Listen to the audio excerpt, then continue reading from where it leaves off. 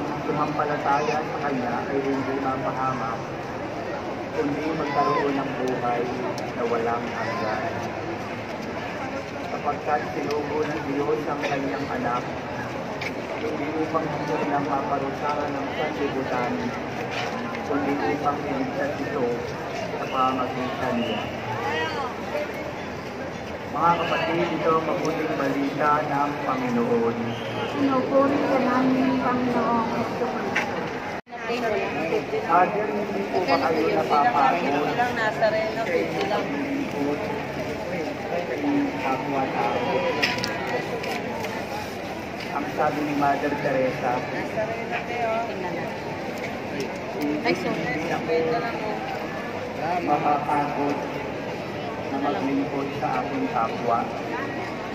Dahil tuwing ako ay maglilingkod sa bawat isang tao, halimbawa sa mga may sakit, sa mga nagugutom, sa mga mahihirap, nakikita ko sa kanila ang mukha ng ating Panginoong Jesus.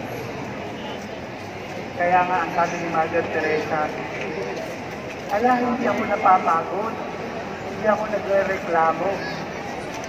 Kahit na umaga't gabi, patuloy pa rin akong naglilingkod dahil alam ko na ang pinaglilingkuran ko ay ang ating Panginoong Jesus.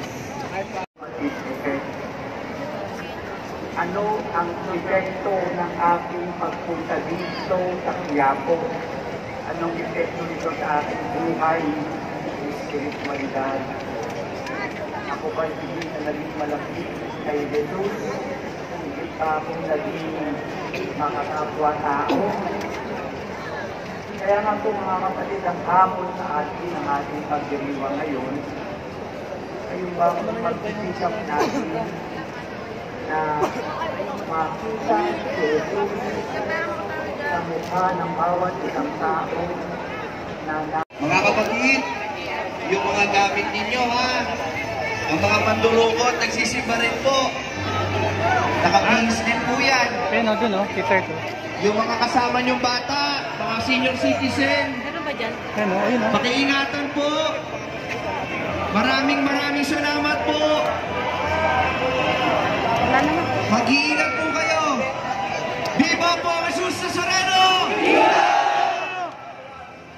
Sige.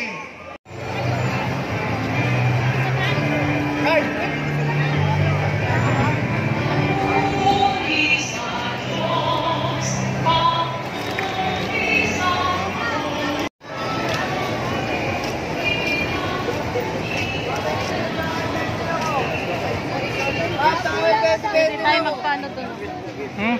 Magsaan. Sige, gagawin eh. Ano mo doon? Towel 20-20 lang po. Towel 20-20 lang. Mag-function na din. 20-20 lang towel. Pamoy nga pa.